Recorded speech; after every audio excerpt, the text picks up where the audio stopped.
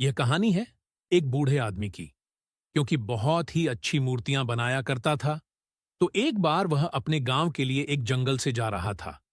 तो उसे एक बहुत ही बड़ा पत्थर दिखता है।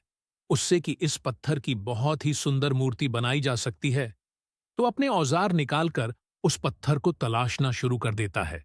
छेनी हथौड़ी से जैसी उस पत्थर पर मारता है, तो उस पत्थर से आवाज आती है कि मुझे मत मारो, मुझे तकलीफ हो रही है, मुझे दर्द हो रहा है। कि वह बूढ़ा आदमी वहां पर डर जाता है और वहां पर अपने औजार उठाकर वहां से चला जाता है।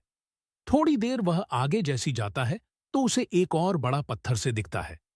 मैं तो सोचता है कि इस पत्थर की भी बहुत ही खूबसूरत मूर्ति बनाई जा सकती है। वह अपने औजार निकलकर उस पत्थर को भी तराशना शुरू कर देता है।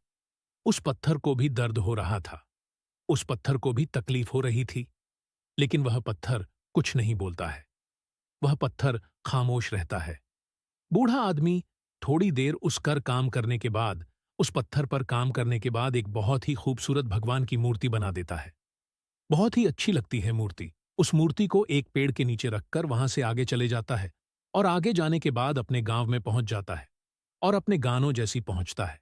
तो उसे पता चलता है कि हमारे गांव में एक बहुत ही नया मंदिर बना है, जिसमें कि भगवान की मूर्ति की जरूरत है।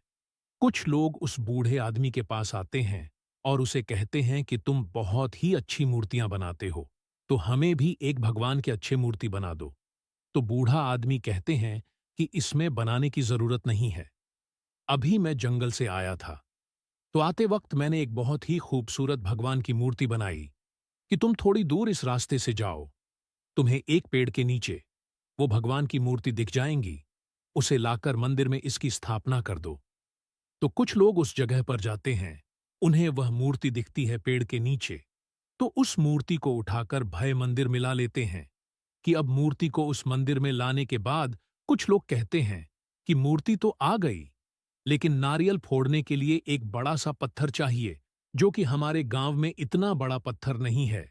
तो वह बूढ़ा आदमी कहते हैं कि तुम जिस रास्ते से इस मूर्ति को लाइव, तुमने उसी रास्ते से थोड़ा आगे और चली जाऊंगी, तो तुम एक बहुत ही बड़ा पत्थर देगा, तो उस पत्थर को लाकर नारियल फोड़ने के लिए रख सकते हो।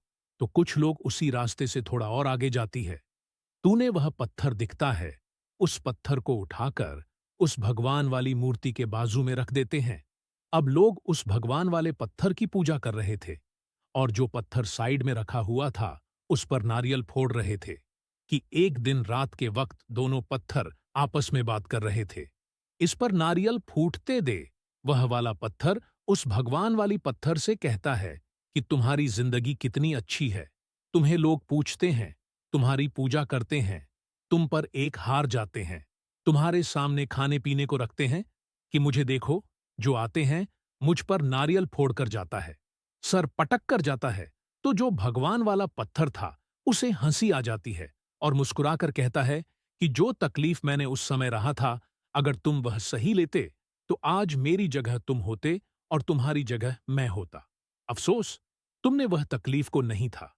अब मैं इसी तरह मेरी जिंदगी में भी तकलीफ है, प्रॉब्लम है, परेशानी है, जैसे कि हमें सहन करना है, फोल्ड करना है।